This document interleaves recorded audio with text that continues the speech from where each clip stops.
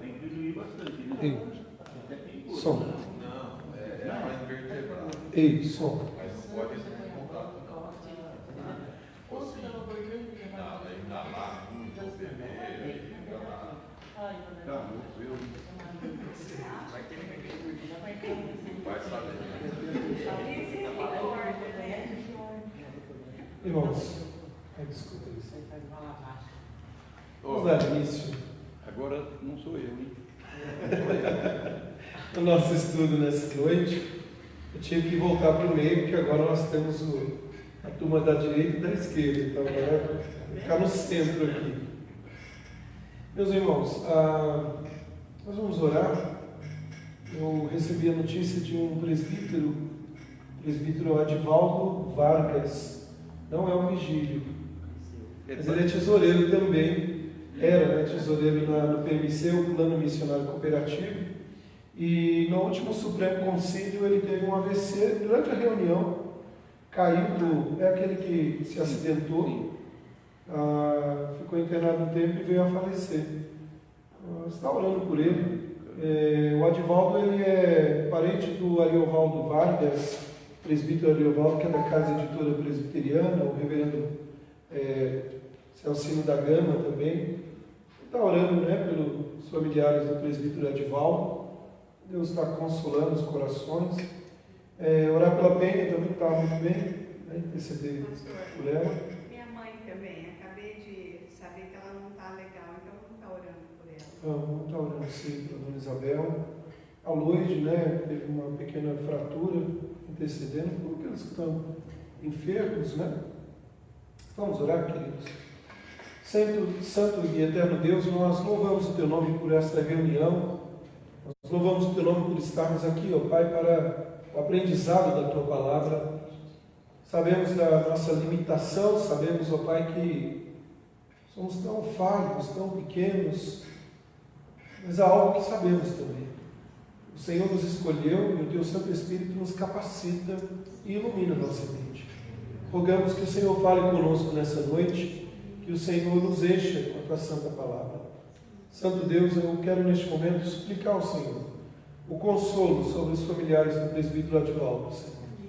Senhor, Tu sabes o que a família está passando, Tu sabes dos momentos difíceis que eles passaram até o dia de ontem, mas Tu és, ó Pai, aquele que só o Senhor pode consolar, pode dar a paz que ninguém pode proporcionar. Também pedimos ao Pai que cuides daqueles que estão enfermos, que estão passando dores, dificuldades. Lembramos da nossa irmã Penha, lembramos, ó Pai, da nossa irmã Isabel. Pedimos também, ó Pai, para a nossa irmã Eva, cuide da Tua serva, esteja cuidando da dona Terezinha, que vai fazer uma cirurgia, e há tantos outros, ó Pai, que não estão sendo nominados aqui, mas o Senhor conhece, sabe das necessidades. Cuida, ó Pai, das nossas famílias, cuida do nosso lar. Senhor, só o Senhor pode nos dar aquilo que nenhum homem pode fazer, Pai. Nós suplicamos as Tuas bênçãos e pedimos que o Senhor nos abençoe nessa noite, na Tua palavra, e oramos em nome de Jesus Cristo. Amém. Amém. Muito bem, queridos, nós vamos dar início ao nosso estudo, um chamado à restauração, e nós vamos começar, já começamos, melhor dizendo, falando dos profetas do pós-exílio, Começamos na semana passada com o profeta Ageu.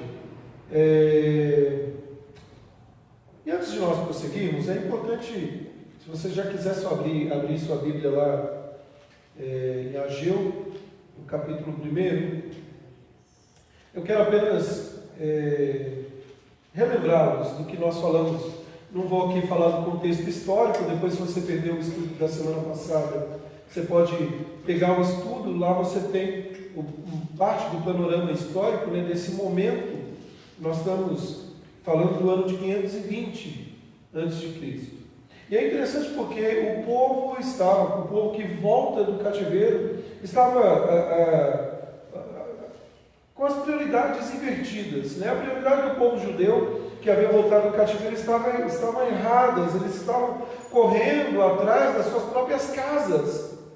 e deixando e esquecendo a casa de Deus de lado. No capítulo 1, o versículo 9, o Senhor diz: esperaste muito e veio a ser pouco, e este pouco, quando trouxeste para casa, eu com a sopa dissipei. Por quê? E aí o Senhor diz o Senhor dos Exércitos, porque por causa da minha casa que permanece em ruínas. Ou seja, o povo estava preocupado em criar casas que o texto fala apaineladas, ou casas de luxo, não meramente que está errado ter uma casa confortável, mas as prioridades estavam invertidas. Em primeiro lugar, eles deveriam se preocupar com a casa do Senhor. E é interessante porque o discernimento do povo estava confuso, né? As pessoas, eles faziam uma leitura errada do tempo, achavam que não era o tempo para restaurar o templo. Templo e templo, né? Não confunda aí. E aí, então nós percebemos que, já que o tempo ainda não era devido, vamos cuidar da nossa casa. Eles tinham uma visão desfocada, né? A leitura que o povo fazia do passado estava desfocada, não havia satisfação espiritual nas realizações. O profeta Ageu fala que eles estavam como que colocando um saquetel furado, porque Deus ficou em segundo plano. E havia uma fome voraz simplesmente para consumir e não se fartar. O texto fala sobre isso. É interessante também que este povo que volta do cativeiro, além de fazer uma leitura errada das circunstâncias, eles também receberam a permissão do rei Ciro para voltar para a terra, obter provisão, a reconstrução do templo, mas eles enfrentaram algumas dificuldades. E nós vimos isso na semana passada. A primeira dificuldade que eles enfrentaram foi a extrema miséria. E a cidade estava em ruínas. O opróbrio do povo ali, né? A pobreza era extrema. Os restantes que ficaram ali em Jerusalém estavam numa miséria tremenda. Não havia força para a reconstrução. Em segundo lugar, nós destacamos que eles enfrentaram a oposição amarga de quem? Dos samaritanos. Lembra que esses samaritanos são daquela turma do Reino do Norte, que foram dispersos no ano 722, e agora eles retornam, alguns, falando o seguinte: eles não, né, mas as gerações posteriores, a gente pode ajudar? E aí Zorobabel fala: não quero ajuda. Então eles fazem oposição. Eu falei isso na semana passada, que duas maneiras de trabalho dos samaritanos era pela sedução, tentando dar um jeitinho, ou pela oposição. Já que vocês não querem, então a gente vai fazer oposição. E aí nós vimos também, queridos, que o terceiro obstáculo que eles enfrentaram foi o decreto do rei Artaxerxes, ordenando paralisar a construção. Tudo isso está lá em Neemias, está em Esdras, no capítulo 4, capítulo 3, capítulo 1 de Esdras, e Neemias capítulo 1 também. Bom, é nesse período que Ageu é levantado, juntamente com outro profeta, Zacarias, e Ageu ele se levanta para exortar o povo, denunciar os pecados do povo e encorajá-los a fazer a obra. E a resposta do povo à palavra de Deus foi pronta e imediata. E nós vamos ver isso hoje. Então, vou voltar só um pouquinho aqui. Ageu, um chamado para o trabalho. Semana passada nós vimos a palavra de Deus como uma exortação ao povo. E agora nós vemos um chamado ao trabalho. Vamos abrir lá em Ageu, capítulo 1, verso 12 até o verso 15. Depois nós vamos ler parte do capítulo 2.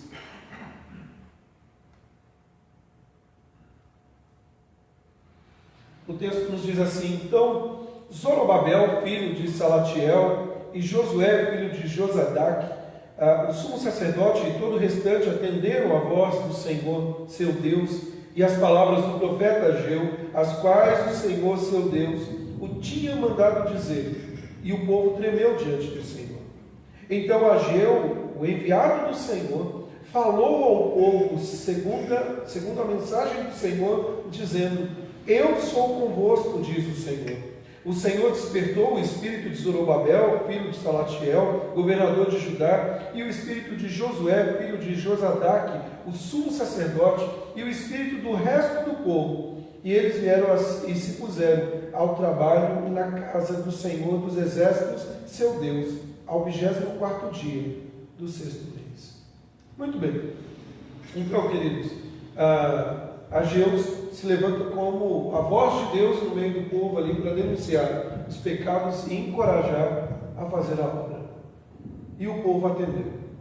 A título de introdução, o versículo 12 nos ensina 3 lições aqui, que eu quero que você observe. A primeira delas, que nós podemos destacar, a resposta da palavra de Deus começa pela liderança. É interessante a maneira como é destacado no texto. A resposta vem pelas mãos, não do povo simplesmente clamando e dizendo, vão mudar. Mas a resposta vem para Josué e Zorobabel e Josué, ou seja, o poder civil e o poder religioso. O governador e o outro, o sumo sacerdote. Só uma dúvida, eu estou na frente de vocês, dá para enxergar bem aqui, porque é não precisa ficar me movimentando muito. Bom, esse é o princípio que nós precisamos entender. Os líderes precisam ser exemplo e dar o primeiro passo. Meus irmãos, nós como povo de Deus precisamos entender que os líderes precisam ser modelo do povo. E a palavra do Senhor é dirigida aqui a tanto o líder civil quanto o líder religioso, para depois passar ao povo. E o texto mostra para nós aqui, Zorobabel e Josué foram líderes que influenciaram. Todo líder ele pode influenciar, tanto para o bem quanto para o mal. Louvado seja Deus, porque Zorobabel e também Josué influenciaram para o bem. Nós temos exemplos na Bíblia de líderes que influenciaram para o mal. Basta você olhar, por exemplo, o Reino do Norte e perceber que todos os reis do Reino do Norte foram maus. Aonde que o povo foi parar? No pecado. Meus irmãos, o líder nunca é neutro. Ou ele é para o bem, ou ele é para o mal. E aqui, queridos, nós podemos ver então que o resultado é que tanto Zorobabel quanto Josué levaram o povo a servir o Senhor. Meus irmãos, o povo foi para o cativeiro porque a sua liderança, isso é muito importante. Há 70 anos atrás, antes deste evento, um pouco antes, um pouco depois, antes, o povo foi para o cativeiro porque sua liderança se recusou a dar ouvidos à voz do Senhor. Eu gosto muito das palavras do profeta Oséias, quando ele fala assim, o meu povo é destruído porque lhe falta conhecimento. E a gente só pega essa parte do versículo. Mas ele diz, porque tu, sacerdote, negaste. Começa pela liderança. Agora, neste momento, o versículo 12 mostra que eles deram ouvido, os líderes ouviram e atenderam a voz de Deus. O texto fala assim, então, Zorobabel e Josué, e aí diz, e todo o resto do povo atenderam a voz do Senhor. Quando a liderança ama, o povo ama. Quando a liderança serve, o povo serve. Isso é um princípio que nós precisamos aprender nos nossos dias. Eu gosto muito de pensar e sempre falo nisso, e sempre falo, o primeiro degrau da liderança cristã não é ser servido. Ou melhor dizendo, o último degrau é ser servo. Nós precisamos atender nisso. O líder precisa ser servo. Zorobabel e Josué serviram, atenderam a voz do Senhor. Em segundo lugar, queridos, nós vemos ainda no versículo 2 que a resposta à palavra de Deus manifesta-se pela obediência. E aqui, já de início, eu digo, não adianta dizer que eu sou crente e não atender a voz de Deus. Não adianta dizer que eu fui salvo e levar uma vida autônoma, longe de Deus, quando nas pequenas coisas e grandes coisas que Ele me pede eu não consigo fazer. Se você observar, o texto diz assim, então Zorobabel e Josué e todo o resto do povo, e olha a expressão, atenderam a voz do Senhor seu Deus e as palavras do profeta Ageu, as quais o Senhor seu Deus tinha mandado dizer. A maioria dos comentaristas, eles entendem que o resto do povo aqui é um remanescente fiel, juntamente com os líderes ali, ou seja, um pequeno grupo que voltou do cativeiro, mas que fizeram a diferença, foram obedientes. E eu coloco dizendo o seguinte, meus irmãos, restauração e avivamento não está nas mãos da multidão. Restauração e avivamento não começa com a multidão. A gente tem a tendência de gostar muito por números, né? Não estou dizendo que eu volto a dizer, sendo repetitivo, que quem me dera, minha vontade é que todos estivéssemos aqui, que a igreja crescesse cada dia mais. Mas era um grupo pequeno, o restante do povo. Esse primeiro grupo de um contingente de 3 grupos, 50 mil judeus ali, a maioria de classe sacerdotal, que foi levado ali, atenderam a voz do Senhor. Meus irmãos, quando a liderança obedece a Deus, os liderados seguem os seus passos. Quando o povo viu seus líderes atendendo a voz de Deus, eles prontamente se dispuseram a também obedecer a voz de Deus. A obediência é a única evidência que alguém de fato pode dizer que ouviu a voz de Deus. Eu não gosto muito, às vezes as pessoas têm a tendência de dizer assim: Deus falou comigo. Deus falou comigo. E a pergunta é: e o que mudou? Você obedeceu? Porque a gente lê a Bíblia. E ainda pensando nessa dinâmica da liderança para com o povo, isso também se aplica em casa. Como eu posso exigir das minhas filhas, no meu caso, ou dos meus filhos, uma vida com Deus se eu não sou obediente a Ele, se eu não sou modelo? O texto mostra isso para nós, esse desenrolar, queridos. É interessante porque 1 Samuel capítulo 15, verso 22, o texto fala, né, o profeta Samuel fala: tem porventura o Senhor tanto prazer em holocaustos e sacrifício, quanto em que se obedeça a sua palavra?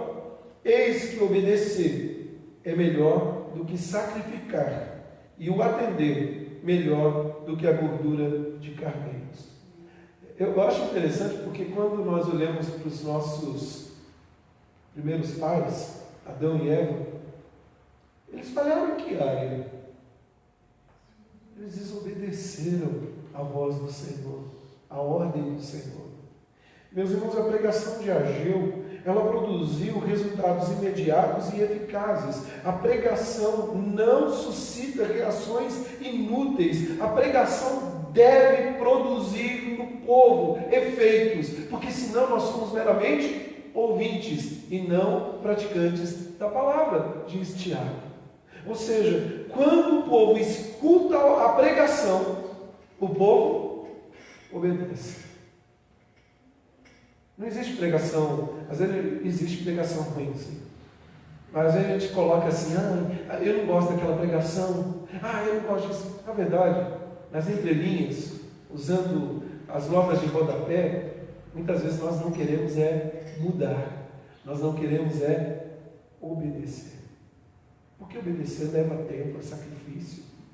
Mas em terceiro lugar, queridos, ainda no verso 12, nós vemos nesse texto que a resposta à palavra de Deus passa pela reverência. O texto no versículo 12 diz assim: e o povo temeu diante de Deus. O povo não só olhou para os seus líderes, o povo não só obedeceu, o resultado foi que o povo temeu diante de Deus. A falta de temor diante de Deus havia levado o povo ao cativeiro. Ou seja, aquele povo que estava se desviando neste momento da obra do Senhor, nesse regresso ou egresso do cativeiro, agora teme em resposta à palavra de Deus. Meus irmãos, o temor leva ao trabalho na obra do Senhor. O crente precisa entender isso. As minhas mãos serão apresentadas diante de Deus. O que eu tenho nas minhas mãos? O que eu tenho feito na obra dele? Será que eu tenho, de fato, temor a Deus? É impossível, meus irmãos, ouvir a Deus sem temê-lo. É impossível temer a Deus sem obedecê-lo. A resposta desse povo foi positiva. temeu diante do Senhor, ou seja, se manifestou por meio de uma reverência ao Senhor, em lugar de fugirem do cumprimento da tarefa, em lugar de ficarem amedrontados por causa da hostilidade dos adversários, eles temeram aquele que deve ser temido, Deus. Ou seja, quem teme a Deus não teme os homens, custe o que custar. Havia um preço a ser pago, mas o temor de Deus é maior. Meus irmãos, onde há temor de Deus, ou melhor dizendo, onde não há temor de Deus, a vida espiritual é decadente. Onde não há temor de Deus, não há respeito àquele que é Senhor. Neemias, dentro desse contexto, o grande líder da reconstrução, não do templo, mas dos muros de Jerusalém, ele declarou que não oprimiria o povo por causa do temor de Deus. E nós precisamos entender isso, que hoje parte do baixo nível espiritual de tantas igrejas que nós vemos por aí, é fruto da falta de temor a Deus. Ou seja, falta de temor de Deus desemboca em decadência espiritual. Mas a Bíblia fala que este povo temeu a Deus. Depois que o povo de Deus atendeu a sua voz com obediência, com humildade reverente, o profeta voltou a falar ao povo, trazendo agora palavras de ânimo, palavras de encorajamento. E agora nós vamos ver então algumas lições. Quais são essas palavras de ânimo que o Senhor traz ao povo que se volta para Ele? E que se aplica a nós, aos nossos dias. E aí, meus irmãos, no versículo 13, nós vemos a promessa de Deus ao seu povo. Se você der uma olhada aí na sua Bíblia, o texto fala assim, então, e eu gosto muito dessa palavrinha, né? Em resposta, o povo temeu. O texto termina no versículo 12 dizendo isso. O que o povo fez não foi fugir, não foi se acovardar na obra do Senhor, não foi inventar desculpas. O que o povo fez foi temer a Deus. E aí a resposta veio. Então Ageu, o enviado do Senhor, falou ao povo segundo a mensagem do Senhor, dizendo: eu sou convosco, diz o Senhor. Meus irmãos, a voz de Deus, ela é poderosa, ela traz encorajamento, e há duas verdades que merecem destaques aqui no versículo 13. Em primeiro lugar, Deus falou ao povo por intermédio do profeta. O texto narra para nós e mostra dizendo isso. Então Ageu, o enviado do Senhor. Queridos, Ageu é enviado do Senhor. Ele se dirige ao povo não com uma mensagem de sua autoria, eu mesmo de minha própria autoria, mas ele seguindo a mensagem do Senhor. Se você observar no texto, há uma ênfase aqui dizendo isso. Enviado do Senhor falou ao povo segundo a mensagem do Senhor. Se você olhar o texto, ele está batendo nessa tecla dizendo o seguinte: ele não está mandando uma mensagem de encorajamento, de ânimo ao povo, vinda da sua mente, dizendo: acho que agora a coisa vai funcionar. Não, é Deus falando. E quando Deus fala, olha, ninguém pode impedir. Acontece. Aí olha só, a mensagem do Senhor, o profeta não é a fonte da mensagem, ele não cria a mensagem, ele apenas transmite a mensagem. A mensagem não é do profeta, é de Deus por meio do profeta. O profeta é um instrumento e o canal, e não o reservatório de onde emana a mensagem. Meus irmãos, isso é tão importante para os nossos dias. Porque nós vemos pessoas filosofando e falando coisas que o Senhor não autorizou falar. Pelo contrário, heresias, desviando o povo. E aqui, queridos, nós vemos alguém autenticando, ou seja, Ageu, o enviado do Senhor, falou ao povo segundo a mensagem do Senhor, ou seja, uma declaração clássica da mensagem profética. É Deus que está falando. Eu gosto de um texto, 1 Reis, capítulo 22, verso 14, basicamente é isso que o texto está dizendo para nós. Tão certo como vive o Senhor, o que o Senhor me disser, isso falarei, doa quem doer. isso falarei. Segundo lugar, queridos, além de ser o instrumento de Deus, o Senhor fortalece, Deus fortalece o povo por meio da sua presença. Olha que interessante, o verso, ele diz assim, no final do verso, diz o povo a Ageu: eu sou convosco, diz o Senhor. Meus irmãos, a cidade de Jerusalém ela fora entregue nas mãos dos seus inimigos porque o povo havia abandonado o Senhor. E é interessante porque Lamentações capítulo 1, verso 15 narra isso, o povo se esqueceu de Deus. E aí a glória de Deus tinha acabado, tinha abandonado a cidade e o templo. A presença de Deus não estava mais com aquele povo, era um povo escravo. O povo foi entregue nas mãos dos seus inimigos. 70 anos se passaram. O povo volta do cativeiro. E eu falei isso na semana passada. Não, agora eles aprenderam a lição. Qual é a primeira coisa? Cuidar das suas próprias necessidades. Não estou dizendo que Deus não vai cuidar da nossa casa, mas a prioridade é Deus na nossa vida. Se você me buscar, você vai me achar. Mas se você se afastar, eu vou me deixar afastar também. Eu vou ficar longe. E aqui, narra, mostra para nós que agora o povo recebe a palavra do Senhor dizendo assim: eu estou com vocês. Ou seja, a presença de Deus é a maior necessidade de qualquer crente. Ageu mostra isso. A presença de Deus conosco é a maior necessidade, o maior refúgio, o maior estímulo para fazermos sua obra. Tão logo o povo se voltou para Deus, Deus se voltou para o povo. Tão logo eles se humilharam e obedeceram, Deus se tornou favorável a eles e os fortaleceu com a sua presença. O problema do povo não era a presença dos inimigos, nem a enormidade dos obstáculos. Qual era o problema do povo? A ausência de Deus. Por que construir um templo? Você já parou para pensar nisso? Não pode se reunir em qualquer lugar. O templo é sinal da presença de Deus, é o símbolo da presença de Deus. Nós vimos isso, ele aponta diretamente para algo muito maior. A glória do segundo templo é muito maior. É Jesus. As nossas reuniões não têm sentido nenhum. Os nossos encontros como igreja do Senhor para adorar, o culto não tem sentido nenhum se Deus não estiver presente. Meus irmãos, é maravilhoso perceber que os servos do Senhor sempre tiveram isso em mente. Moisés se recusou a prosseguir sua caminhada com o povo pelo deserto se Deus não estivesse com ele. E se nós olharmos, Josué e Caleb encorajaram o povo. Eles encorajaram o povo a tomar posse da terra prometida, dizendo que Deus era com ele.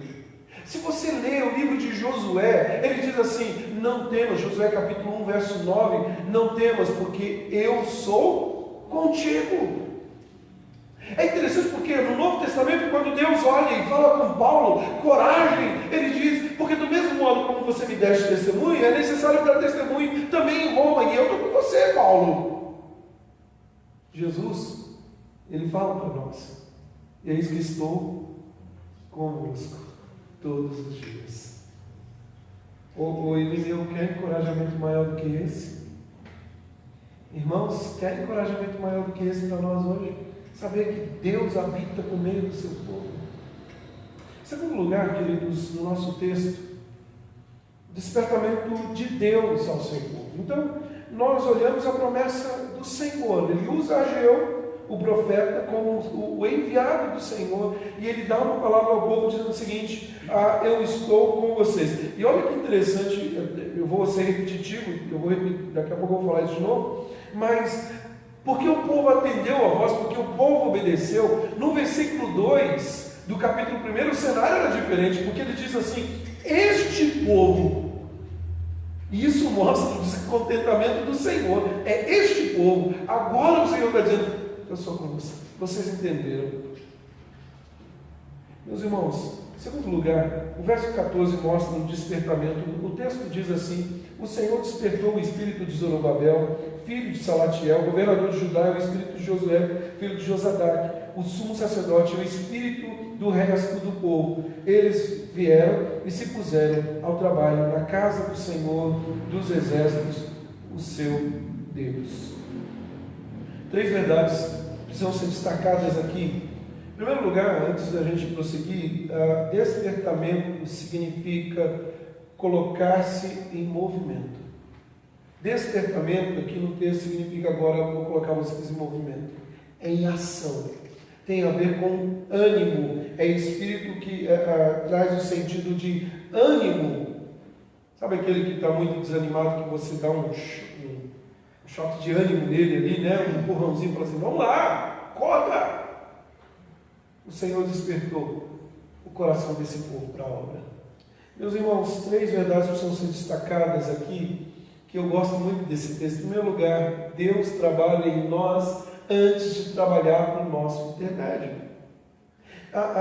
Se você observar o texto, ele fala assim: o Senhor despertou o espírito de Zorobabel, o Senhor despertou o espírito de Josué, e depois ele fala que o Senhor despertou o resto do povo. O Deus eterno, o Todo-Poderoso, ele deu ânimo e coragem aos 2 líderes.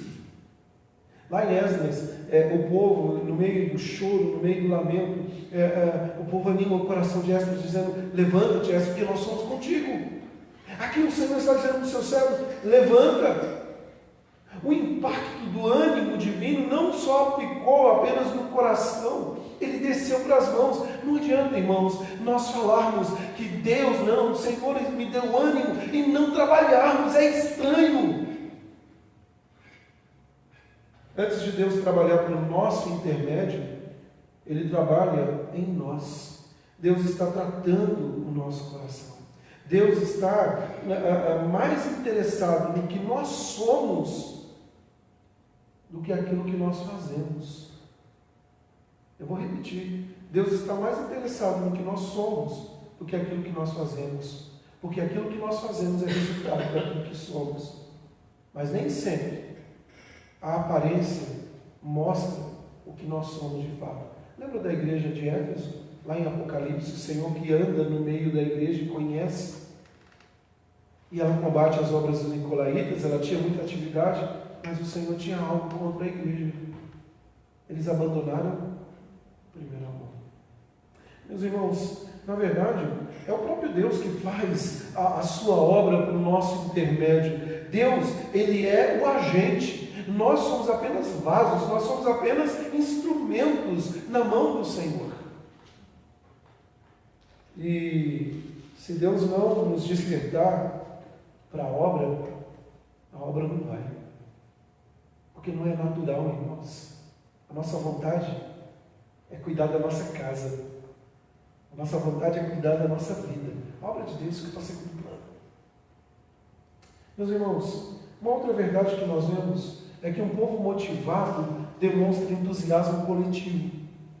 Se você olhar no texto, ele diz assim: eles vieram e se puseram ao trabalho. Quando Deus despertou o espírito da liderança, os 2 liderados e dos liderados ali também, todos se ergueram para o trabalho. O que faltava naquele povo era motivação e entusiasmo. O povo motivado é um povo ativo. E essa motivação não é meramente de causas externas. Quem motiva o coração do crente é Deus. É Ele que tem que motivar o nosso coração. Se eu buscar motivação em outras coisas, é tudo efêmero, é tudo vazio. Por quê? Porque eu sempre vou buscar mais alguma coisa. Mais alguma coisa. O povo despertado por Deus é um povo dinâmico, é um povo operoso, onde falta entusiasmo, onde falta motivação, a acomodação espiritual. Nós falamos isso na semana passada. Uma frase que se resume muito bem nos versos que vimos na semana passada é que o povo estava acomodado. E a nossa geração está muito acomodada. Está bom aqui, deixa eu ficar aqui. Então vê que a palavra de Ageu é para nós hoje. Meus irmãos, na construção desse segundo templo, todos colocaram as mãos na obra, os líderes na frente, em seguida todo o povo. O trabalho precisa ser feito, e essa é a dinâmica da igreja. A igreja, quando nós olhamos a dinâmica bíblica, ela fala que nós somos um corpo, onde cada membro é responsável. Quando nós olhamos para a Bíblia, ela fala que nós somos uma família, onde cada um tem um papel na família. Quando nós olhamos para a palavra, ela fala que nós somos um exército, onde os soldados têm as suas funções no campo de batalha. A Bíblia fala que nós somos construtores do santuário de Deus, onde cada um deve trabalhar com zelo e alegria. É interessante porque o apóstolo Paulo, lá em 1 Coríntios capítulo 15, se não me engano, verso 58, ele fala assim: sabendo que o vosso trabalho no Senhor não é em vão. Não, em vão. Não é verdade? Não é em vão. Ah, mas é tão pequeno. Esteja motivado nas suas pequenas funções que Deus te deu nas mãos. E Ele vai te colocar grandes funções à medida que caminharmos. Terceiro lugar, irmãos, que nós vamos nesse texto: o povo despertado por Deus engaja-se na obra de Deus. E aí eu preciso agora que você observe o versículo 15.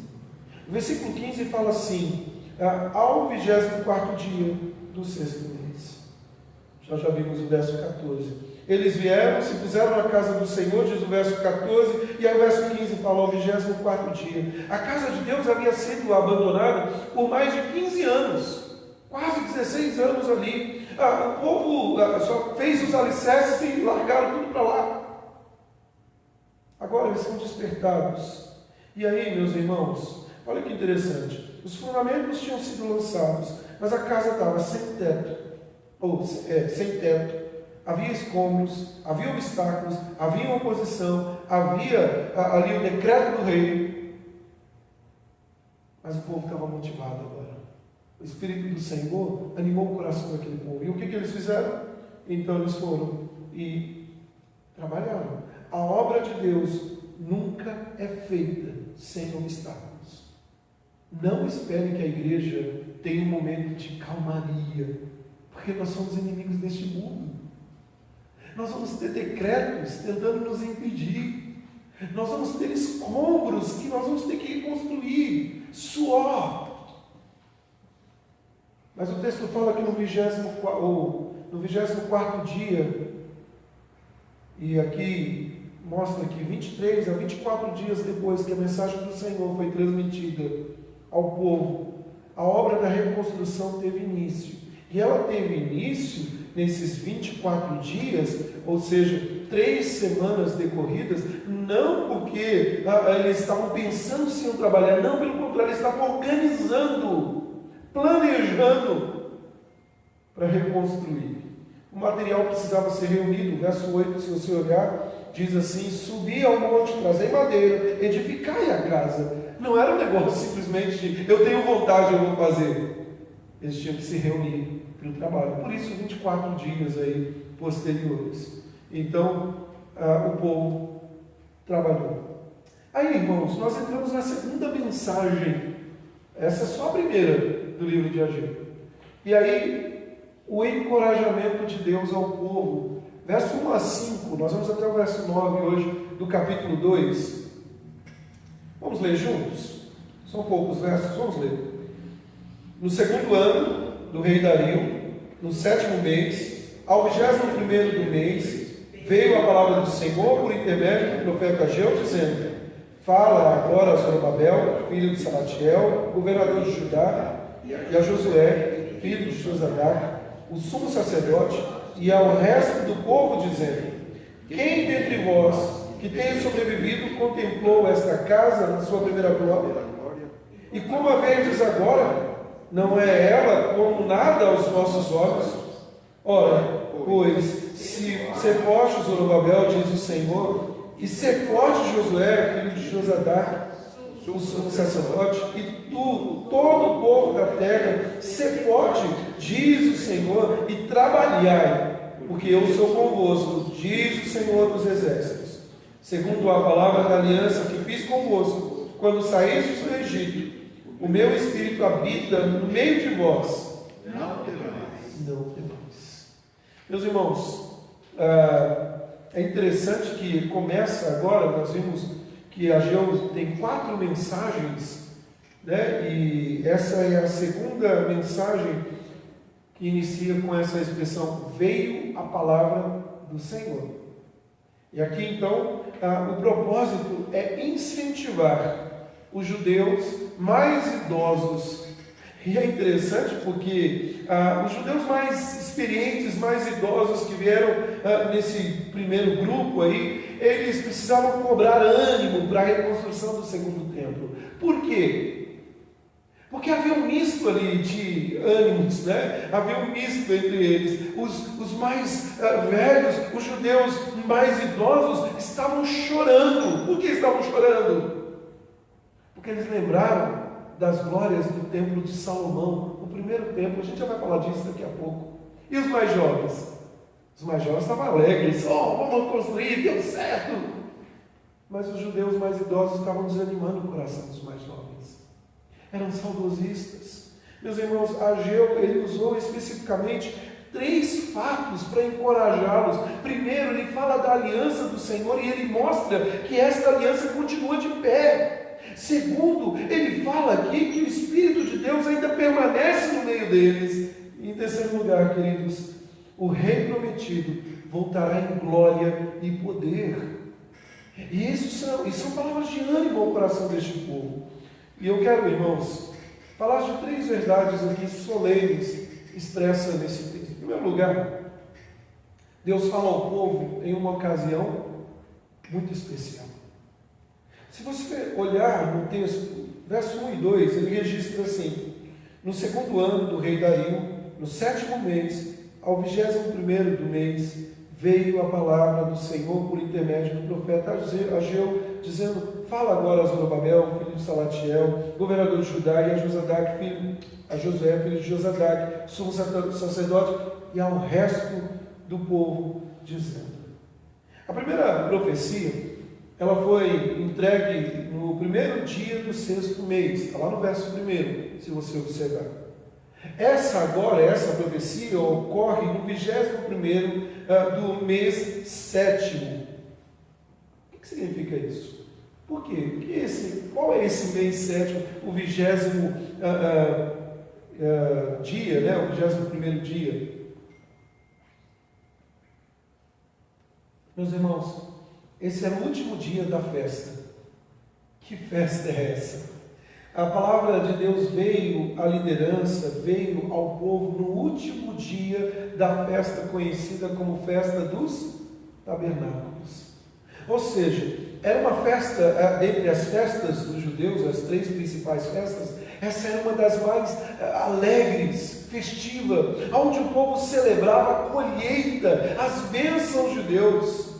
Durante uma semana, durante 7 dias, os judeus habitavam em cabanas na cidade de Jerusalém, celebravam a generosidade das bênçãos de Deus que vinha sobre o povo.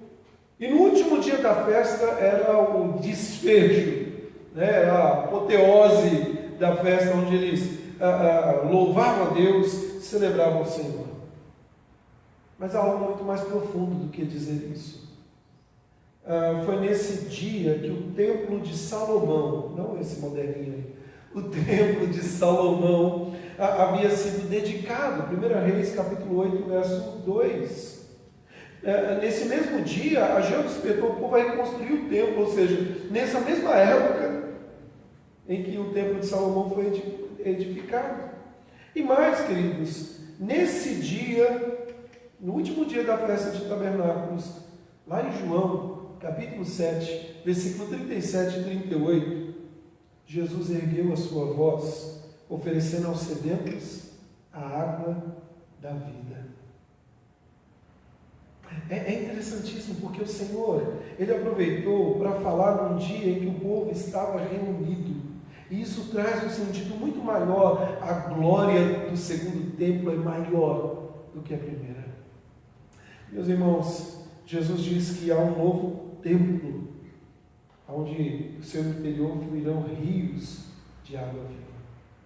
Mas a segunda verdade aqui, queridos, se caminhar, Deus diagnostica no povo um desânimo nostálgico.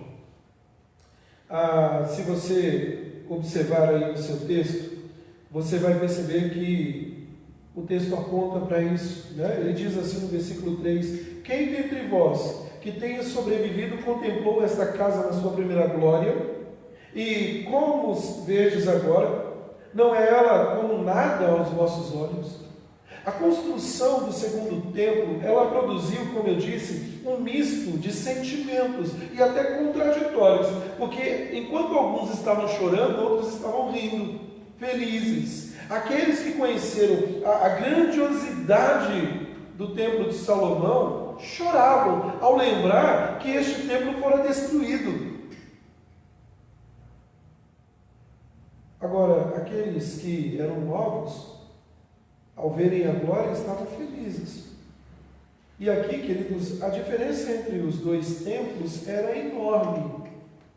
Porque a glória do primeiro templo, o esplendor externo do segundo templo, não era incomparável com a glória do primeiro templo. Só por uma questão de tempo, eu não lembro se eu coloquei na folha de vocês, mas depois no grupo do WhatsApp lá, eu vou passar as informações do primeiro templo. Só para você ter uma ideia, haviam quilos e quilos de ouro.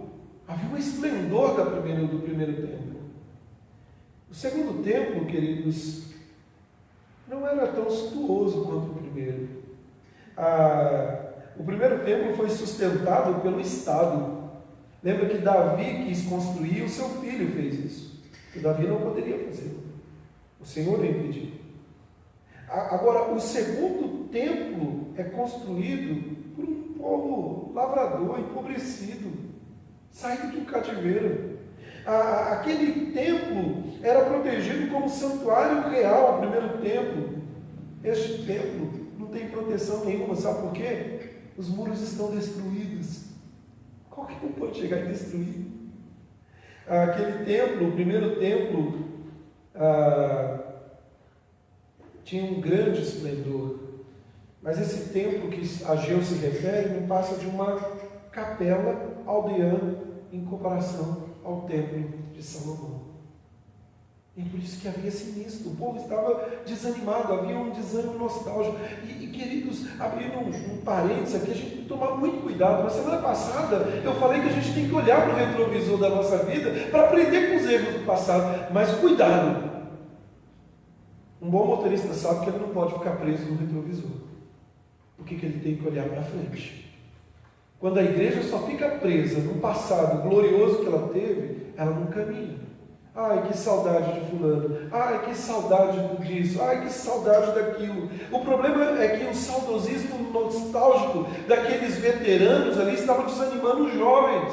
E não estavam fazendo olhar para frente, com uma visão maior. E o grande ponto em questão aqui é onde está a glória do templo? Já que é um templo menor. A gente já vai falar dele. Terceiro lugar, queridos, o que Deus faz é oferecer ao povo um remédio eficaz ao desânimo. E aí os versículos 4 e 5, eu quero que você olhe aí na sua Bíblia, ele diz assim: ora, pois, ser forte, Zorobabel. E ele repete isso: ser forte, Josué, ser forte todo o povo da terra. E ele diz: porque eu sou convosco, diz o Senhor dos exércitos. Meus irmãos, o remédio de Deus para o desânimo nostálgico é eficaz. Deus não poderia, dentro dos seus planos, deixar aquele povo daquele jeito. Ele tinha palavras para aquele povo. E aqui, queridos, então nós vemos um remédio eficaz, com tratamento completo para este povo. E eu destaco aqui no versículo 4, por isso eu separei. Primeiro, uma ordem encorajadora. Há uma repetição no texto. Ser forte, ser forte, ser forte. 3 vezes se repete isso. Agora, por que ser forte? Meus irmãos, as palavras de Davi, do rei Davi, para o seu filho Salomão, a fim de encorajá-lo na construção do primeiro templo, está lá em 1 Crônicas, capítulo 28, versículo 10, foi: ser forte e faze a obra. A diferença é que agora quem está dizendo para o povo não é Davi, é Deus: ser forte. Meus irmãos, a nossa força não vem de dentro. Se você ouviu de alguém dizendo assim: olhe para dentro de você, você tem uma força, a força do crente não vem dele. Pelo contrário, o apóstolo Paulo ele diz que eu sou o que sou pela graça de Deus. A força do crente vem do alto, vem de Deus. Nós não confiamos em autoajuda, nós confiamos na ajuda do alto. Davi diz: eleva os meus olhos para os montes, de onde me virá o socorro?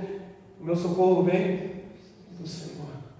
Então, queridos, a nossa força não vem de uma conjectura política, a nossa força não vem de alianças com os homens, a nossa força vem da intervenção soberana de Deus. Há momentos em que tanto líderes quanto o povo precisam de encorajamento e fortalecimento.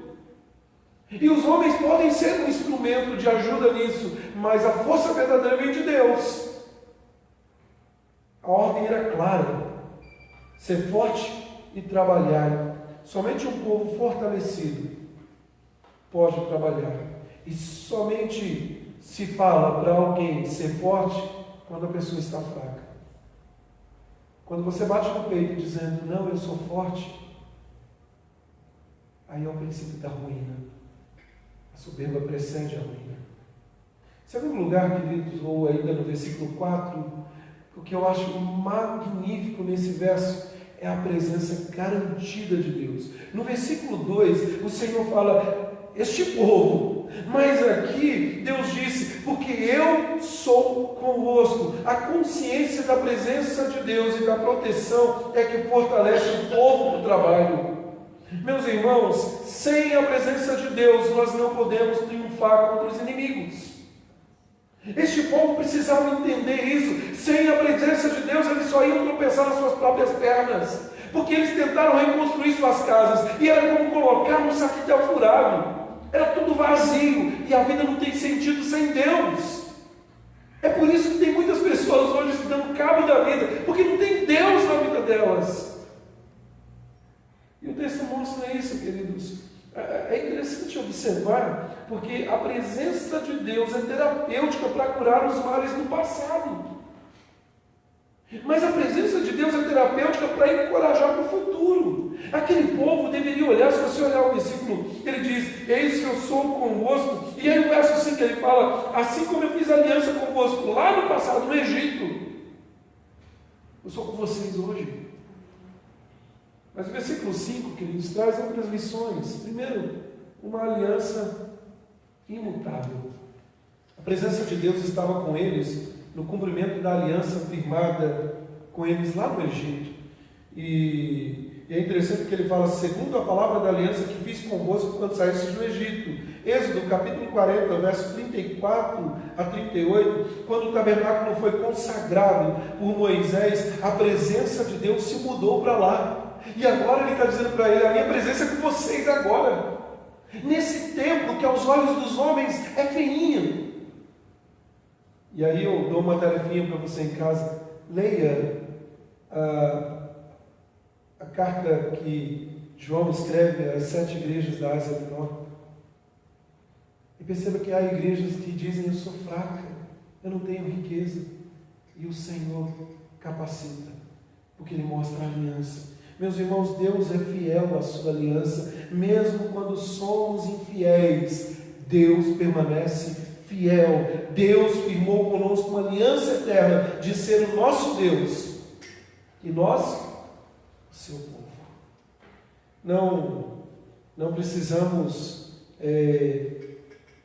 fazer sacrifícios. Nunca perca de vista este senso da presença de Deus. Quem vai dar garantia de segurança não são os seus esforços, é a presença de Deus, é a aliança que Ele fez, inquebrável. É interessante que 100 anos depois, Malaquias, ele vai falar assim: porque eu, o Senhor, não mudo. Por isso vós, filhos de Israel, não sois consumidos, mesmo sendo infiéis. E por fim, queridos, por fim, no verso 5, uma habitação consoladora. O texto mostra, o profeta Ageu diz ao povo, em nome do Senhor dos Exércitos, ou seja, no nome daquele que tem o controle, não só das ordens dos homens, mas de todos os seres celestiais. Ele diz assim: o meu Espírito habita no meio de vós. Saiam correndo. Não temais.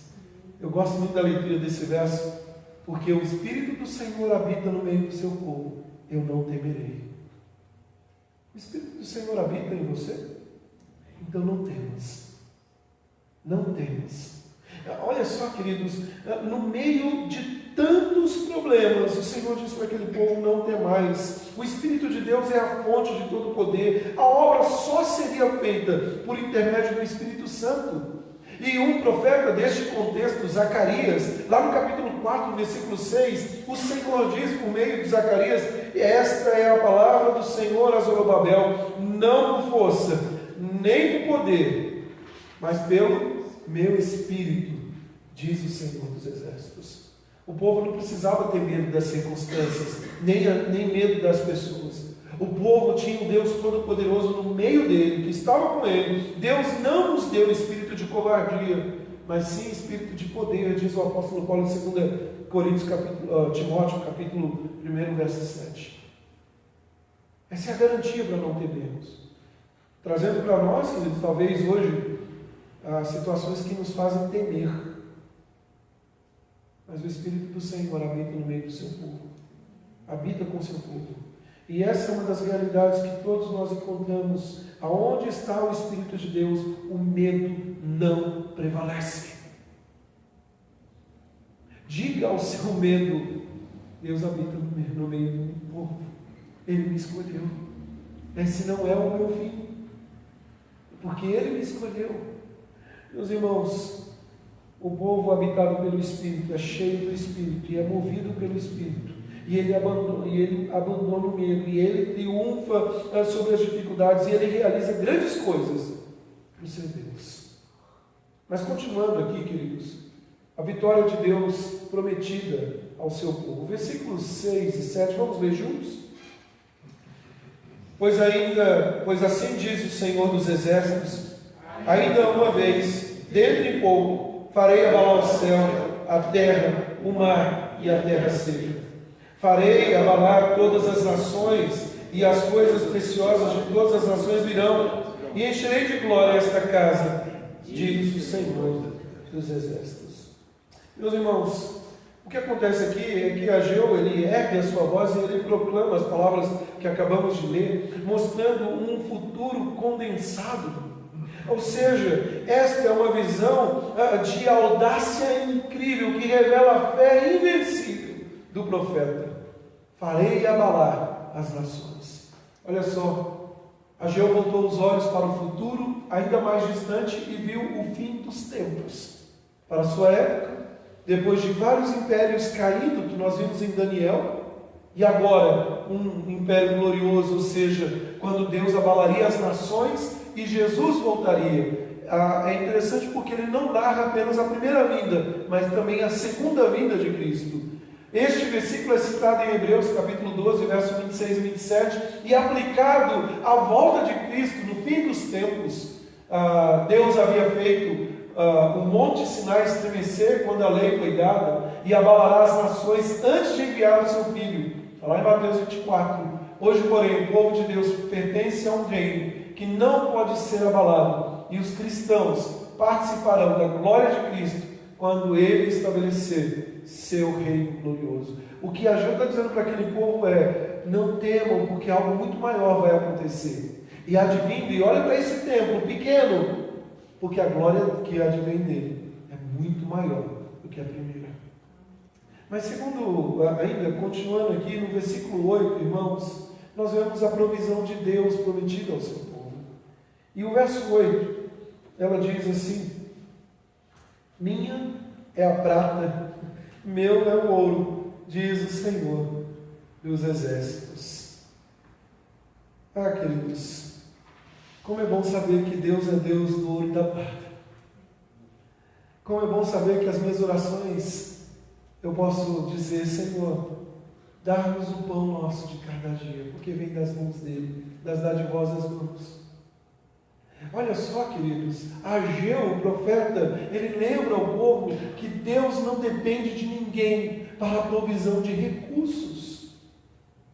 Às vezes a gente fica pensando: não, mas não vai dar. Aquele povo deveria entender isso. Olha só, o remanescente havia recebido a promessa de contribuições do governo persa. Agora, o povo oprimido de Judá estava desanimado por falta de recursos para fazer a obra. O povo que tinha investido nas suas casas. Deus então encoraja o povo dizendo que o problema da obra não era a falta de recursos, mas a falta de fé. Não era a falta de dinheiro, nós falamos sobre isso, mas a falta de visão. Não era a falta de ouro, mas a falta de obediência. O reverendo Hernandes conta a história que um pastor chegou para a sua igreja, que estava querendo construir um templo, e o pastor falou o seguinte: irmãos, eu tenho duas notícias, uma boa e uma ruim. Qual vocês querem primeiro? Aí o povo: pastor, eu quero a primeira, uma boa notícia. E aí o pastor voltou para a igreja e falou assim: irmãos, nós temos todos os recursos para construir o templo. E o povo: aleluia, glória a Deus, Deus é fiel. Aí, e agora, pastor, qual que é a má notícia? A má notícia é que todos os recursos estão no bolso de vocês. Meus irmãos, Deus é Senhor dos recursos. Usando o que o presbítero Ivan contou um tempo, uma frase que ele usou na nossa reunião do conselho há algum tempo atrás: o Senhor é o Senhor dos números. A igreja não pode se limitar achando que não é capaz de fazer. Muitas vezes o que falta para nós é vontade, obediência.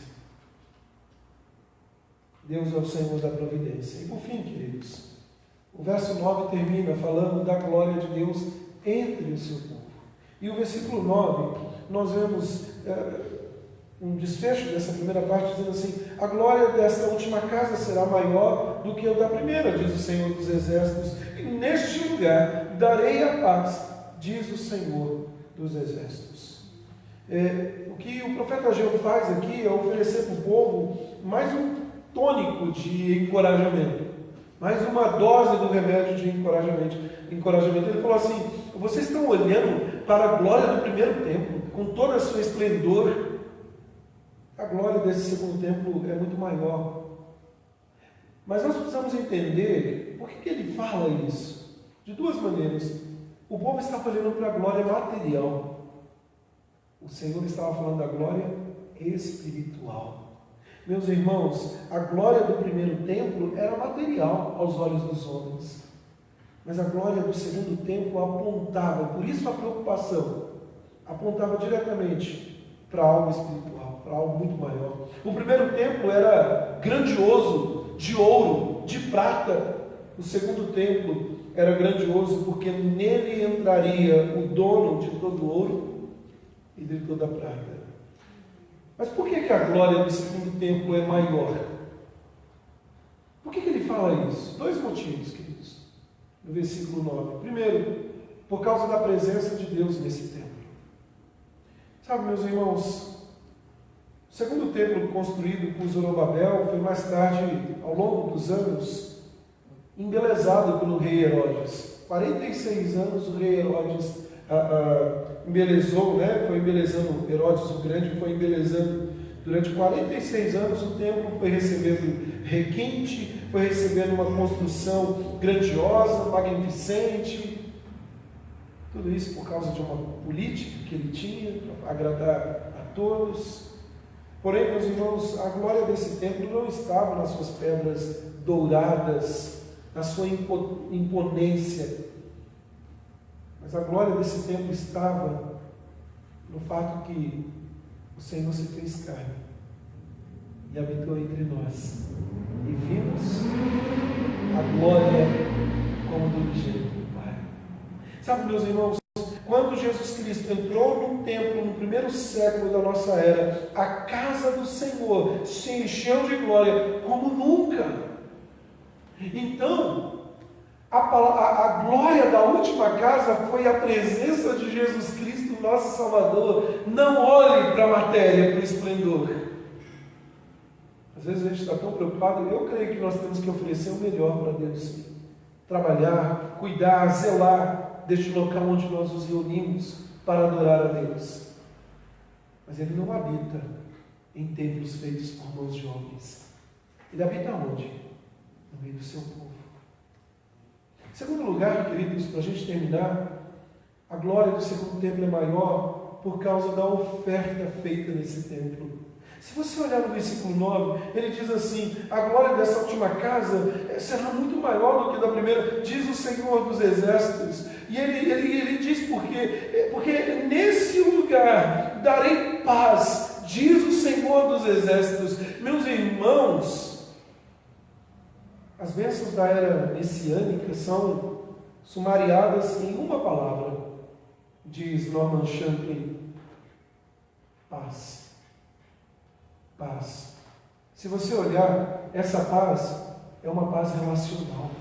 Lá em Romanos, capítulo 5, versículo 1, fala: porque nós fomos justificados pela obra de Cristo mediante a fé. Temos paz com Deus. Mas lá em Filipenses, capítulo 4, versículo 7, nós não só temos paz com Deus, mas nós temos a paz experimental, a paz de Deus em nossas vidas. E aí, queridos, essa é uma relação certa com Deus, com o próximo, conosco e agora por toda a eternidade. Desfrutado do agora e pela eternidade. Então, perceba isso, abrange a todos os corredores da vida. No domingo à noite, porque infelizmente nós ainda temos essa mentalidade de que o culto a Deus é só no domingo à noite e se eu não vier para o domingo à noite, minha semana vai ser terrível, então eu tenho que vir no domingo à noite. Mas o culto a Deus não se limita apenas no domingo à noite, se limita no meu trabalho, se limita na minha casa, se limita em todos os corredores da minha vida. Tudo que eu faço. Por quê? Porque quando eu fecho a porta da igreja, Deus fica trancadinho aqui, esperando. Não, porque Ele está no meio do seu povo. Nós somos o templo, santuário vivo. Se nós não tivermos essa consciência, lembra que esse povo teve temor de Deus? É por isso que muito crente, ou pseudo até crente, não tem temor a Deus, porque ele acha que dentro da igreja tem que ser bonitinho, mas fora da igreja eu não sou nada. Meus irmãos, o apóstolo Paulo ele resume tudo isso dizendo: portanto, quer comais, quer bebais, ou façais outra coisa qualquer, fazei tudo para a glória de Deus. E a pergunta que nós temos que nos fazer sempre é: isso que eu estou falando, isso que eu estou fazendo, é para a glória de Deus? Deus é engrandecido? Eu termino então. Estou com as caras de cansaço. Eu termino então, queridos, essa conclusão. O que podemos aprender desse texto? Quais as lições que nós podemos tirar para nós hoje aqui, dentre muitas coisas que nós falamos aqui? Em primeiro lugar, queridos, Deus não é um Deus unicamente, Deus não é um Deus que unicamente exige e determina que se faça a sua vontade. Um Deus mandão, um Deus faz isso e não, faça aquilo. Deus encoraja, Deus incentiva, Ele cria condição para todos que querem fazer a sua obra. É Ele que nos encoraja. Em segundo lugar, Deus espera o melhor de nós e quer que façamos o melhor para Ele. Cada um de nós é chamado para realizar a nossa missão no máximo de nossa capacidade. E eu penso nisso, queridos, principalmente no cuidado da casa do Senhor, da obra do Senhor. Eu já ouvi isso, alguém dizer: eu não vou dar dízimo porque eu não gosto do pastor. Tolice! Não é para o pastor que você está dando dízimo. Eu não vou trabalhar na igreja porque eu não gosto de fulano, por causa eu não gosto do pastor. Nós estamos dando o nosso máximo para o Senhor da obra e não para os obreiros. Os obreiros são como nós. Em terceiro lugar, queridos, não importa o que estejamos fazendo, as dificuldades, os problemas. Aquele povo estava cheio de problemas. Deus garante a sua presença conosco e a sua bênção sobre nós e o nosso trabalho. O texto que nós acabamos de ler fala de bênçãos. Nós também podemos desfrutar dessas bênçãos. E eu quero aqui dizer para os irmãos, leve para casa isso. Talvez você não lembre de muita coisa, talvez de tudo isso.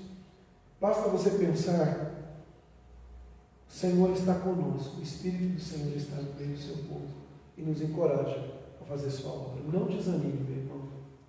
Não desanime. Talvez em alguns momentos da vida nós passemos por circunstâncias na igreja e façamos uma reflexão dizendo, não, eu vou parar. Não pare. Porque um dia nós vamos ter que prestar contas. E talvez alguém diga, eu não sabia. Não? Será que não? Lembra da parábola dos talentos?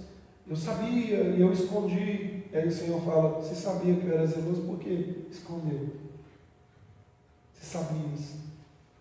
Muito bem, irmãos, deixa eu parar, porque senão eu me animo, eu vou embora, e aí vai. Eu montei, como eu disse na semana passada, um grupo no WhatsApp, mais um, onde, se alguém tiver alguma dúvida, às vezes ocorre, anota, joga lá no grupo, que talvez é a dúvida do seu irmão, ou quer acrescentar alguma coisa, a gente pode também estar discutindo. Eu coloquei um resumo lá, pessoal, se você quer que eu adicione o seu nome, depois me procura, que eu coloque o seu nome lá. Eu tenho dado preferência para os irmãos que têm participado dos estudos durante a semana. Mas você pode falar, não, pastor, eu quero entrar, eu quero participar mais dos 300 grupos que eu já tenho na minha vida.